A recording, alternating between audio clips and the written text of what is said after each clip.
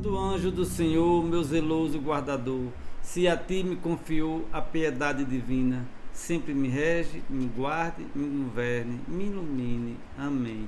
Bom dia, povo de Deus, povo bom, povo batalhador. Desejando a você hoje, domingo, dia do Senhor, muitas graças, muitas bênçãos, que você possa atingir os seus objetivos, que você possa hoje, juntamente com sua família, ter um dia de descanso, de reflexão e de muita paz no seu coração. Precisamos de paz. O mundo hoje suplica por paz. São muitos atos de violência, de assassinatos.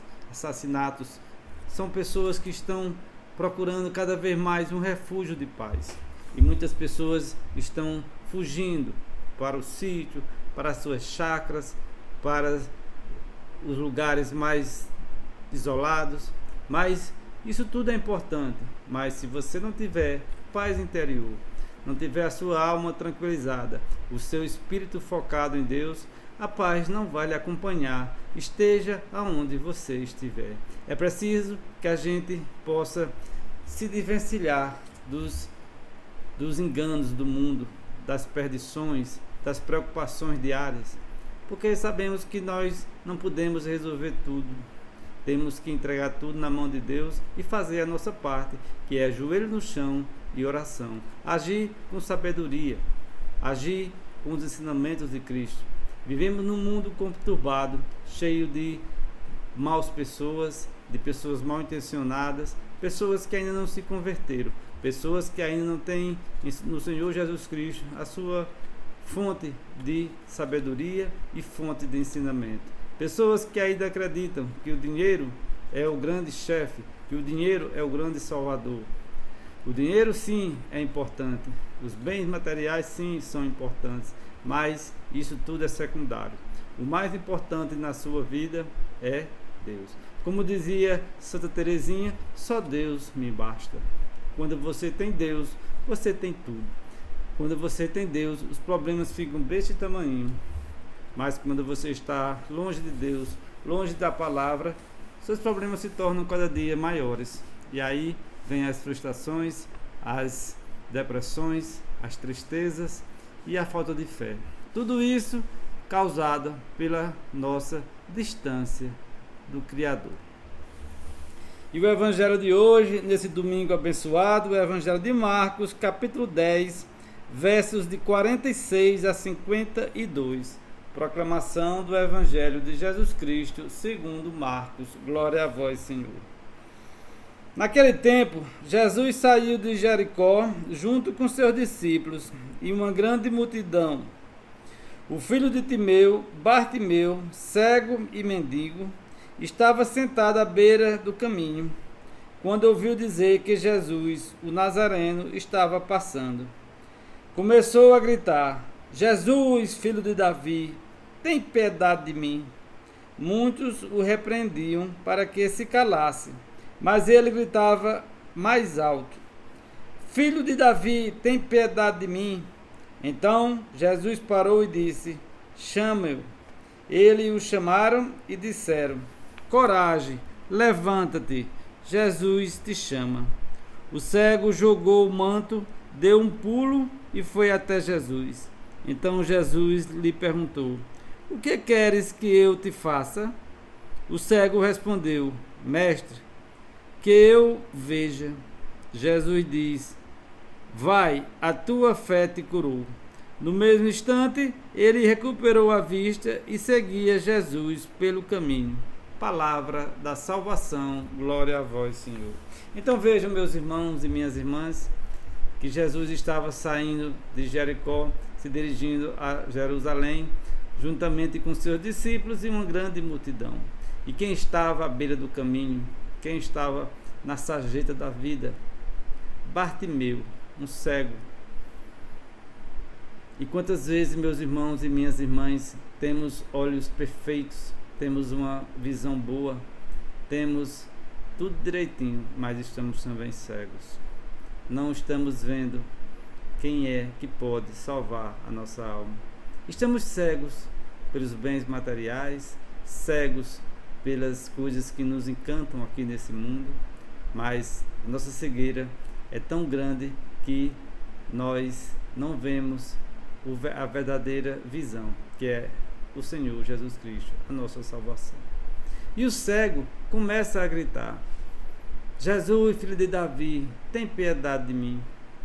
Mas os discípulos e a grande multidão, que ainda também não tinham entendido que Jesus veio para os fracos, para os pobres, para os pecadores, para os doentes, mandavam que o cego se calasse e parasse de incomodar o mestre. Mas Jesus, como um bom pai, um bom mestre, ele escuta os gritos daquele cego e para e manda chamar o cego. E quando chamaram o cego, ele não perdeu tempo.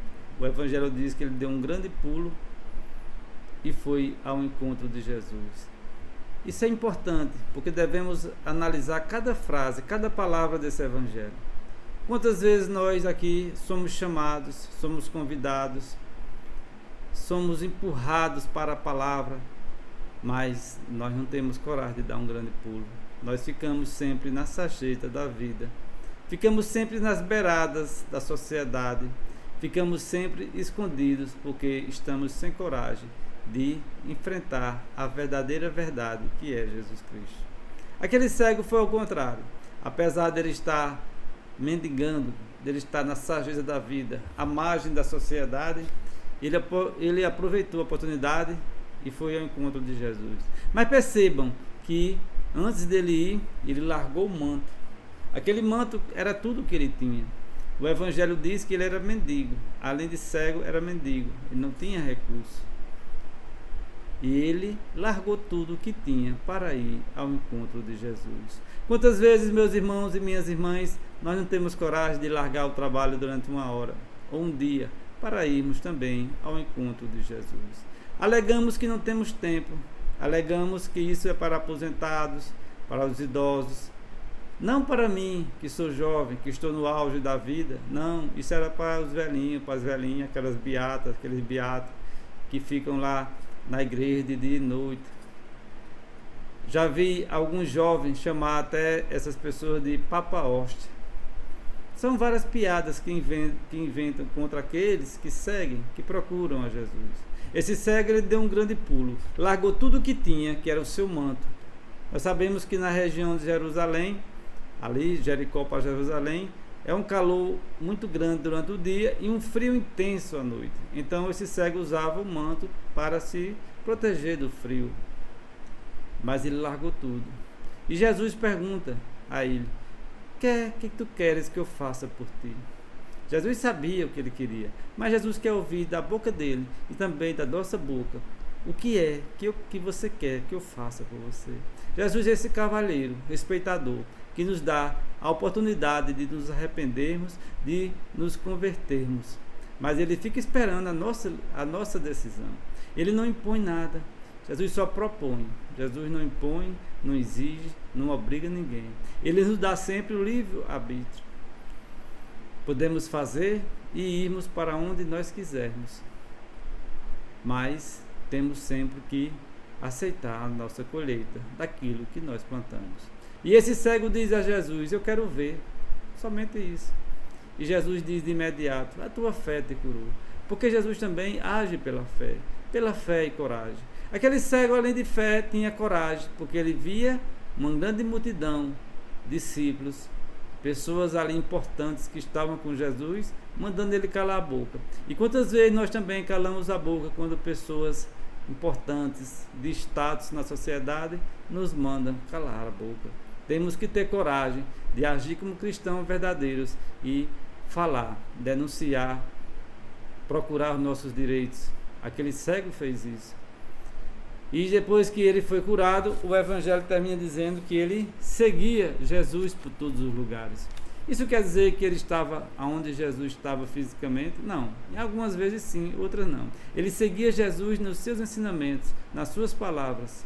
Nós também, às vezes, recebemos as graças, as nossas preces, os nossos pedidos são atendidos, mas logo depois já não seguimos mais Jesus. Preferimos seguir outras pessoas famosas no Instagram, no WhatsApp, nas redes sociais. Já esquecemos aquele que nos atendeu na hora do sufoco. É preciso também que quando nós vermos uma pessoa gritar por Jesus, que a gente não interrompa, que a gente não derrube a fé de ninguém, porque cada um tem sua maneira de gritar e falar. Então temos que respeitar o jeito de rezar, o jeito de procurar Deus de cada um, porque às vezes queremos impor a nossa verdade e nem sempre a nossa verdade é a verdade verdadeira.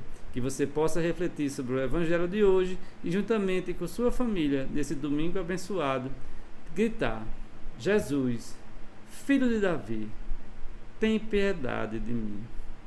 Que Deus te abençoe.